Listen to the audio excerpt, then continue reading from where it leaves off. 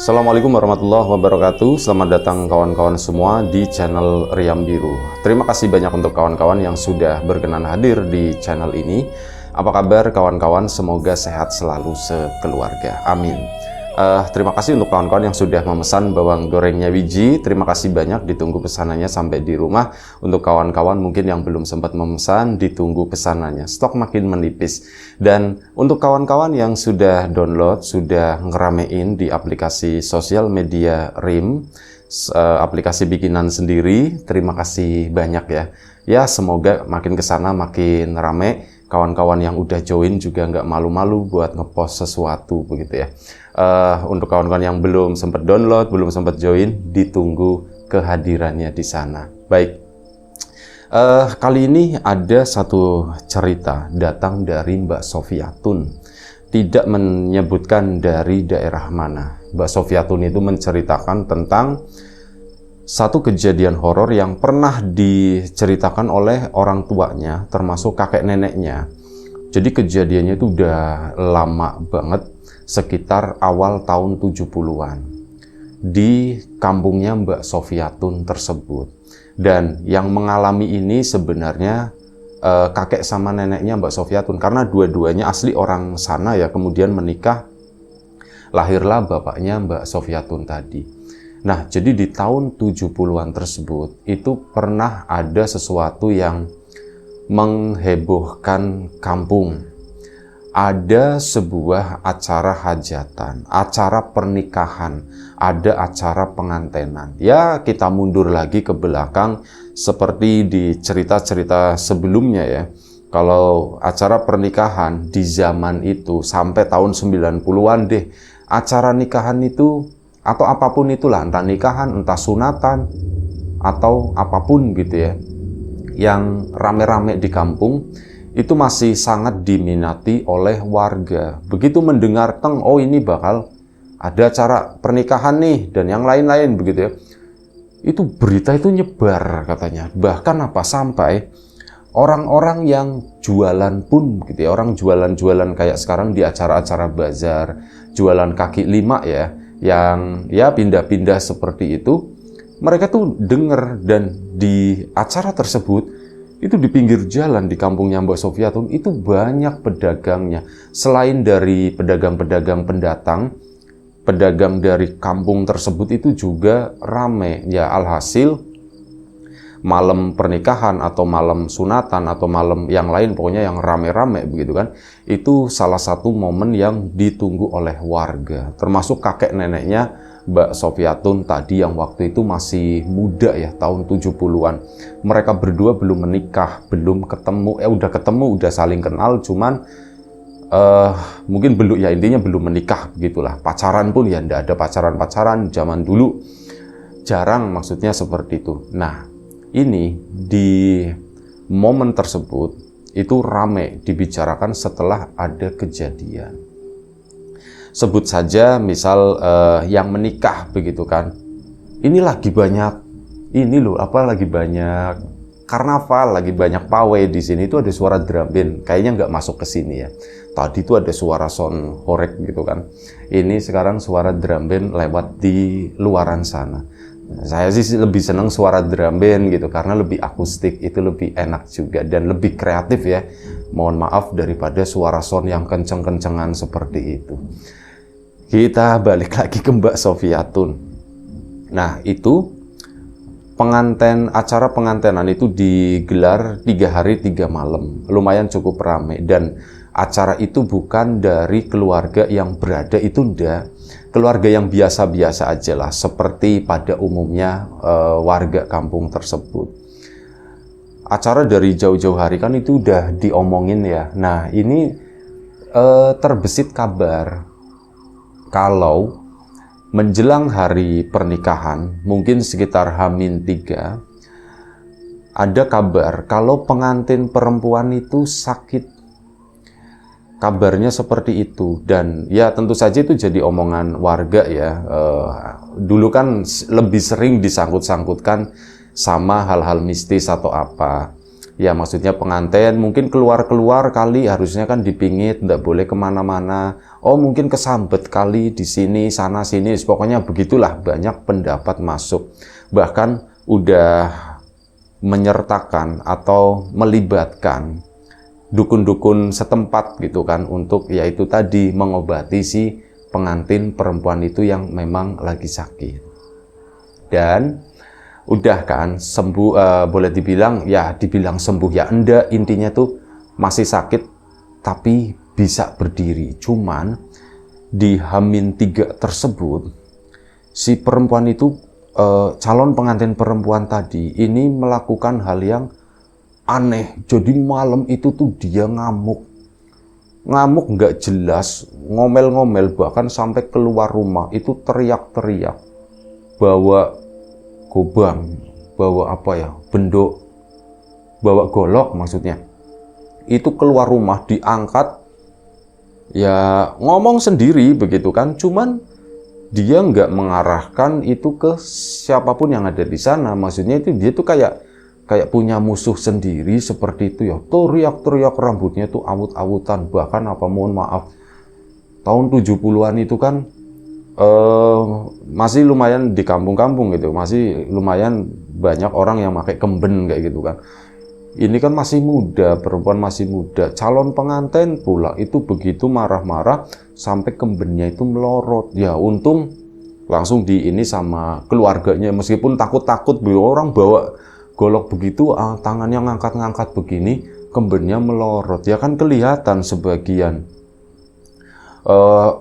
Pihak keluarga pun semaksimal mungkin ya ini nyelamatin nama baik, kasihan begitu kan. Akhirnya berhasil di ini, goloknya pun diambil begitu kan. Nah setelah itu dibawa masuk. Tentu saja dari pihak laki-laki itu kan, itu menjadi satu masalah, jadi omongan sendiri, jadi pertimbangan sendiri. Aduh gimana ya si kita kasih nama ya pengantin perempuannya ya, kita kasih nama siapa ya, si Mbak Asih lah, begitu aja biar gampang. Mbak Asih sama suaminya itu Amir misalkan. Lah si Mbak Asih ini, Asih kok begitu ya, udah mau menikah, loh kok malah kayak wong kentir gitu kan, mohon maaf, kayak orang gila seperti itu. Ini gimana ya? Nah dari pihak Mas Amirnya kan jadi maju mundur, Mir, itu loh Mir, calon istrimu kok seperti itu Mir. Terus gimana Mir, kamu masih mau lanjut, masih mau nikah sama Asih Mir gitu kan. Ya Mas Amirnya memang, ya kalau Mas Amir sih tidak ada masalah. Sebelumnya Asih itu tidak pernah punya riwayat seperti itu. Ini ada sound horek lagi di depan deh. Semoga suaranya nggak masuk ke sini. Mas Amir tetap kekeh dengan pendiriannya karena dia udah sayang, kenal Mbak Asih juga udah lumayan cukup lama begitu kan, udah sangat kenal. Dia itu ndak ada riwayat yang namanya ngamuk-ngamuk seperti itu, marah-marah, orangnya justru penyabar.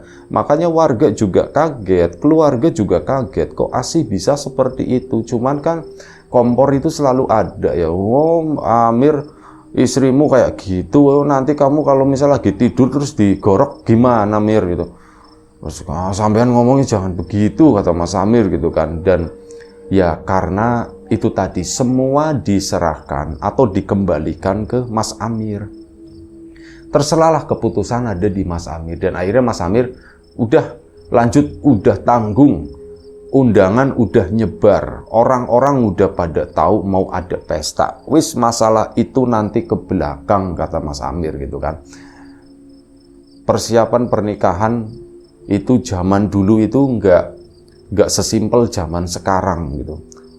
Birokrasinya itu panjang, ya itu tadi ke keluarga, ke ini tetek bengek lah, pokoknya itu banyak, ribet banget. Rasa-rasanya H-3 kok mau dibatalin, ya enggak mungkin. Tapi Mas Amir sendiri bukan karena itu, tapi karena memang ya sudah, apapun kondisi istriku, mungkin dia memang lagi kena sesuatu atau bagaimana begitu ya. Itu udah lanjutkan, akhirnya dilanjutkanlah. Nah setelah si Mbak Asih itu ngamuk-ngamuk itu tadi dibawa masukkan, malam harinya Mbak Asih itu setelah ditenangkan begitu ya, itu Mbak Asih itu sempat nangis dan kemudian dia itu berbaring. Ya, keluarganya Mbak Asih lumayan cukup tenang. Oh, anaknya itu udah tenang, berbaring, tidur cantik begitu ya. Tidurnya pun rapi di tempat tidur di sana. Nah, ya namanya keluarga, ada orang sakit kan suka nengokin ke situ ya, ngelongokin terutama orang tua. Adik-adiknya seperti itu dipegang. Oh, Asih kok tangannya dingin ya begitu. Tapi dia itu masih bernapas. Maksudnya dia sempat kepikiran, Asih kok tangannya dingin begini, jangan-jangan udah meninggal atau bagaimana. Cuman enggak, oh masih ada, masih nafas gitu. Dan sudah, keesokan paginya pun ya hari berlanjut. Tapi setelah itu ada sesuatu yang lain. Mbak Asih itu berubah dalam artian begini. Sikapnya yang seperti sebelumnya, pemalu dan lemah lembut itu masih ada. Tapi gerak-geriknya itu agak sedikit beda. Dan ya ada sesuatu yang bikin ini juga kepikiran sama keluarga, termasuk para warga yang memang menyaksikan. Dan kakek neneknya Mbak Sofiatun waktu itu karena rumahnya berdekatan juga di sana itu sempat melihat Mbak Asih. Mbak Asih itu mukanya itu pucat banget gitu ya. Waduh, mau jadi pengantin kok masih pucat seperti itu, gimana ya? Ya sempat jadi omongan ringan para warga di situ. Dan itu tadi berita masalah Mbak Asih itu badannya dingin dan sebagainya. Itu terus berlanjut, terus nyebar dan sebagainya. Kenapa ya Asih, kenapa ya Asih, kenapa ya? Ini karnavalnya tuh panjang loh, dari tadi ini udah berapa ya, udah 12 menit, tapi masih ada aja gitu. Nah, akhirnya sudah, singkat cerita, hari H pun tiba. Berita atau kabar mengenai Mbak Asih yang seperti itu, kondisinya pucat, bibirnya bahkan pucat, terus hawa badannya yang dingin seperti itu makin nyebar. Apalagi setelah ini, setelah di hari H tersebut pengantin kan dirias. Nah, kata dukun pengantinnya, ini pengantinnya kenapa ya? Memang dari keluarga itu sudah ngasih tahu kalau Mbak Asih itu lagi sakit gitu kan. Cuman memang ada yang aneh, badannya itu dingin katanya. Badannya kok dingin banget begini, udah begitu mukanya itu pucat. Bibirnya aja itu udah kayak kebiru-biruan seperti itulah. Ya kayak orang kedinginan semacam itu kan. Cuman Mbak Asihnya tuh nggak yang apa ya, nggak yang mengeluh atau apa, dia tuh biasa aja, senyum, tetap senyum, matanya juga jadi sayu gitu ya, jadi sendu seperti itu, agak-agak sedikit ngantuk. Ya dirias, dukun pengantinnya pun bingung, Mbak, badanmu kok dingin banget seperti ini ya Mbak ya? Nggak apa-apa Mbak, nggak apa-apa, kata si Mbak Asihnya begitu. Dan ya apa ya, ada sesuatu yang mungkin seharusnya itu nggak diomongin, tapi waktu itu memang nggak diomongin. Diomonginnya itu setelahnya.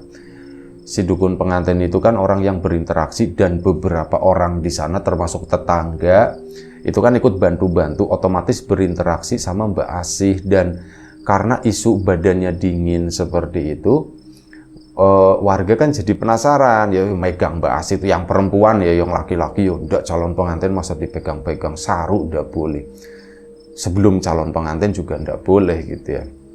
Nah, itu warga pun pada menyaksikan hal tersebut. Iya, badannya tuh dingin, salaman gitu ya, padahal nggak perlu salaman waktu itu, tapi warga pada minta salaman. Badannya itu iya beneran, Asih itu badannya dingin banget, plus apa, mulutnya itu bau. Mulutnya itu bau banget katanya. Baunya itu ndak enak mulutnya. Bahkan hal itu pun sampai keluar dari mulut si dukun pengantinnya. Dukun pengantinnya bilang seperti itu. Ngomong sama keluarga, nun sewu Pak Bu, ini pengantinnya Mbak Asih kok mulutnya bau banget ya. Kenapa ya?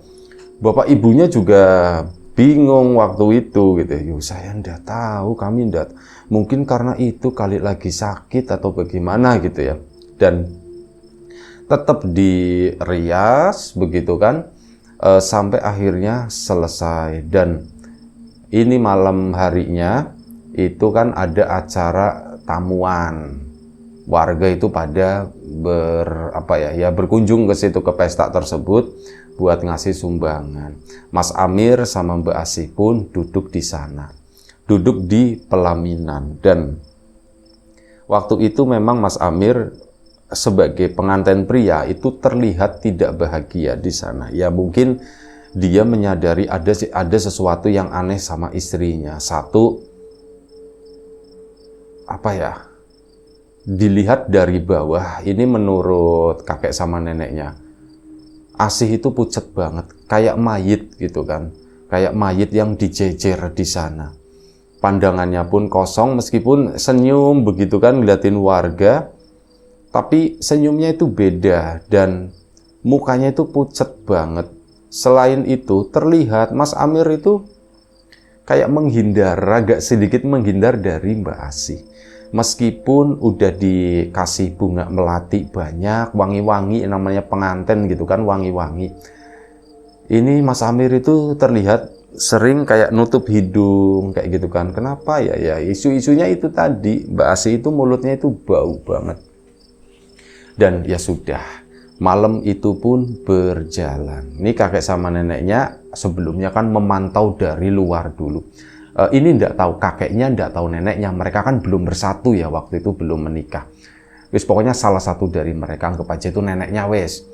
Neneknya masih memantau dari luar, aku mau kondangan tapi di situ masih rame, ya hanya mantau pengantinnya aja.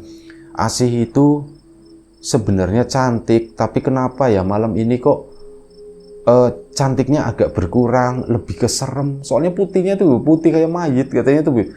Kok begitu banget ya? Akhirnya apa? Masuklah si nenek tersebut ke sana kan. Begitu masuk, ketemu sama teman-temannya yang lain ngobrolin. Yang diobrolinnya itu pengantin. Menurut kalian gimana itu Asih? Udah tahu kasihan ya, kok tiba-tiba sakit seperti itu. Ya wislah, semoga setelah pengantin ini sembuh sakitnya dan ya Amir juga bisa ngimbangin si Asihnya, semoga ndak seperti itu lagi.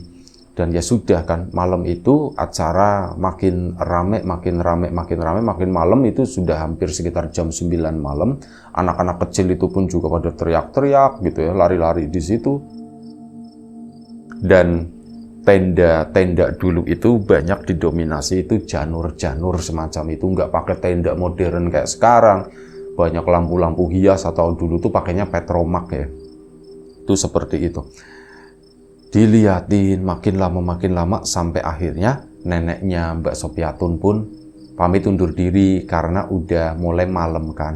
Nah baru bangun sebentar, ini ya yang rombongan-rombongan ini, tiba-tiba beberapa petromak yang ada di sana itu kompak, leb, kayak itu hal yang normal di petromak, kadang suka leb gitu doang kalau kurang angin. Nah ini kok kompak semuanya, jet gitu, terus nyala lagi seperti itu ya. Kok seperti ini ya, akhirnya udah yuk buruan.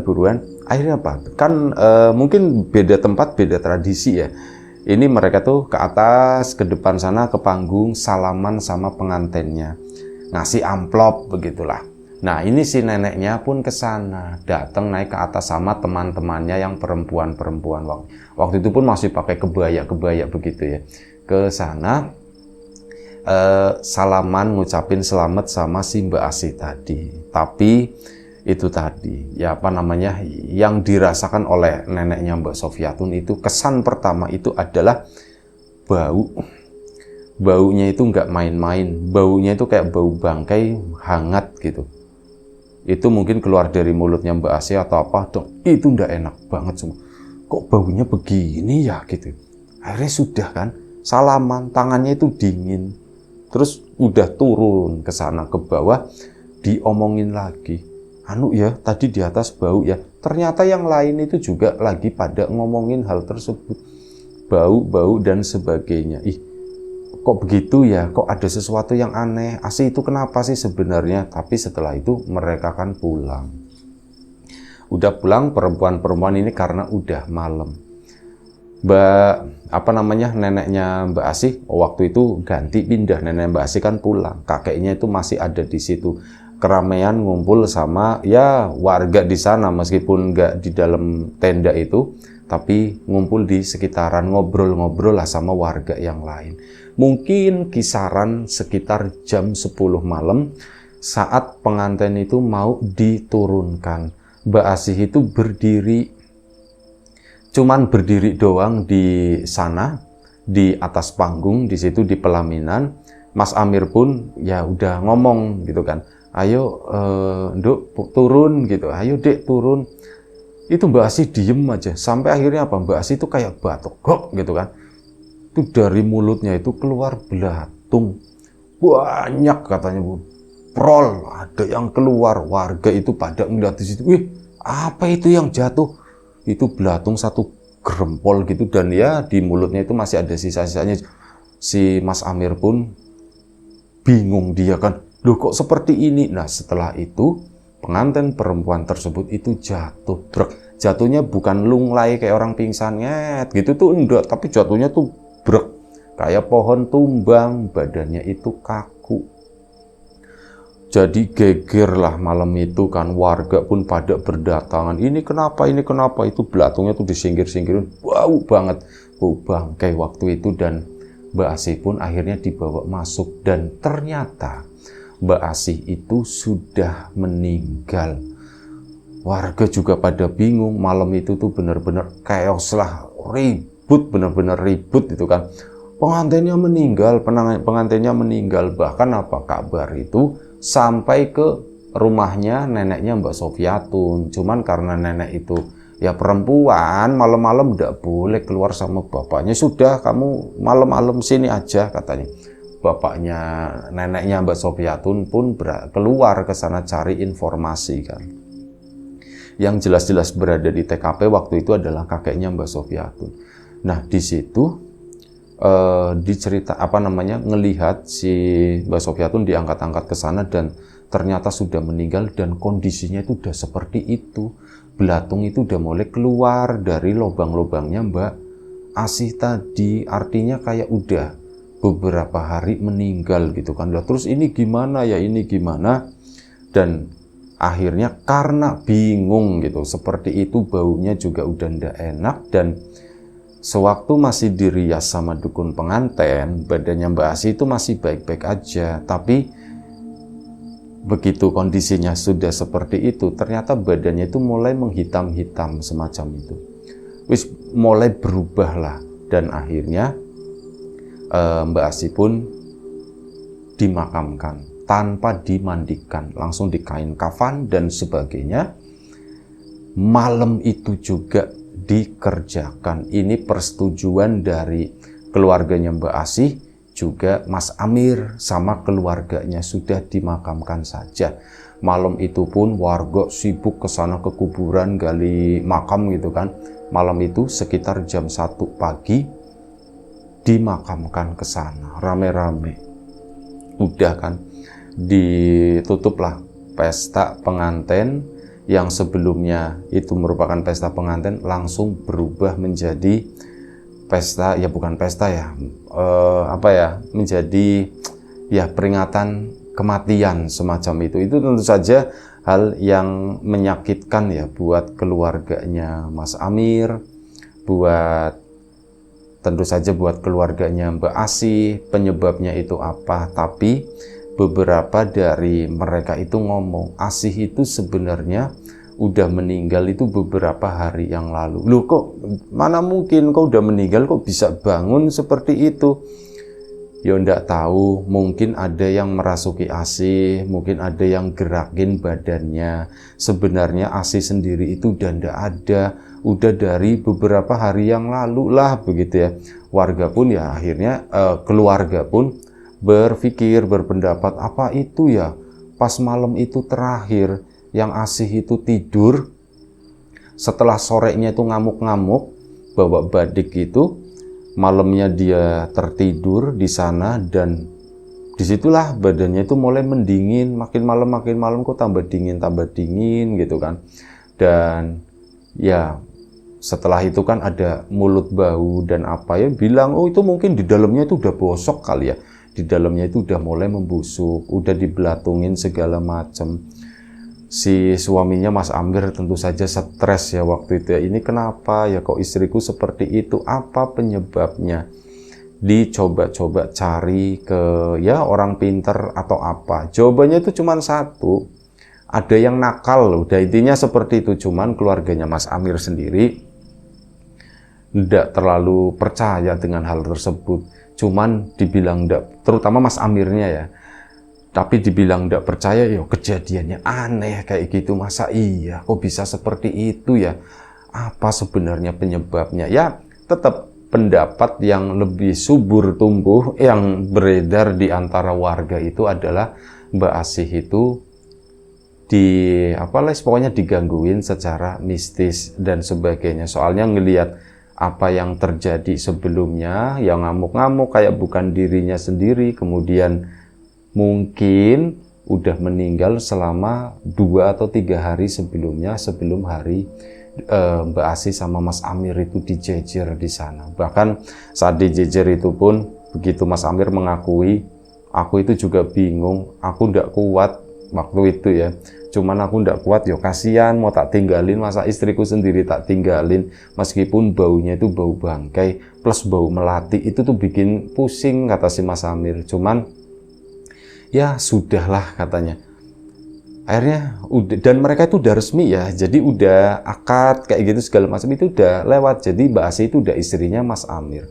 Ya ceritanya sampai segitu aja. Yang jelas kejadian yang wismu nggak tahu lah, nggak masuk akal seperti itu ya. Apa yang sebenarnya terjadi juga Mbak Sofiatun sendiri nggak tahu, kakek neneknya juga nggak tahu pastinya. Kenapa sih Mbak itu sebenarnya ya embuh gitu ya. Tanya sama orang tuanya Mbak Sofiatun yang pernah diceritakan juga itu juga ya ampun nggak ngerti, apalagi bapak nggak ngalamin, yang ngalamin kan kakek nenekmu seperti itu kan. Dan akhirnya sudah, ceritanya sampai di sini saja. Terima kasih Mbak Sofiatun atas ceritanya. Kawan-kawan di rumah juga, terima kasih banyak atas support dan dukungannya apapun itu. Kawan-kawan subscriber, kawan-kawan membership, kawan-kawan yang udah kasih support dalam bentuk super thanks ke Riam Biru, terima kasih banyak. Kawan-kawan yang udah ngasih like, udah nge-share ke yang lainnya, kawan-kawan yang udah ninggalin komentar juga terima kasih banyak. Kawan-kawan yang sudah memesan bawang gorengnya biji, tentu saja terima kasih atas pesanannya. Kawan-kawan yang belum, ditunggu pesanannya. Dan kawan-kawan yang sudah ngeramein aplikasi RIM, tentu saja terima kasih banyak. Untuk yang belum sempat download, belum sempat ini, ya dicobain lah download gitu ya. Ya nggak jelek-jelek banget, tapi nggak bagus banget, nggak sesempurna Instagram atau platform-platform yang lain. Tapi lumayan lah untuk bikinan sendiri gitu ya. Baik, terima kasih. Doa terbaik dari kami untuk kawan-kawan semua, semoga selalu diberi kemudahan dalam hal apapun, termasuk kemudahan dalam hal rizki, yang sakit segera diberi kesembuhan, yang sehat tetap dijaga kesehatannya. Baik, sampai jumpa di episode selanjutnya. Riam Biru jaga kesehatan kawan-kawan semua. Sekali lagi terima kasih banyak. Assalamualaikum warahmatullahi wabarakatuh.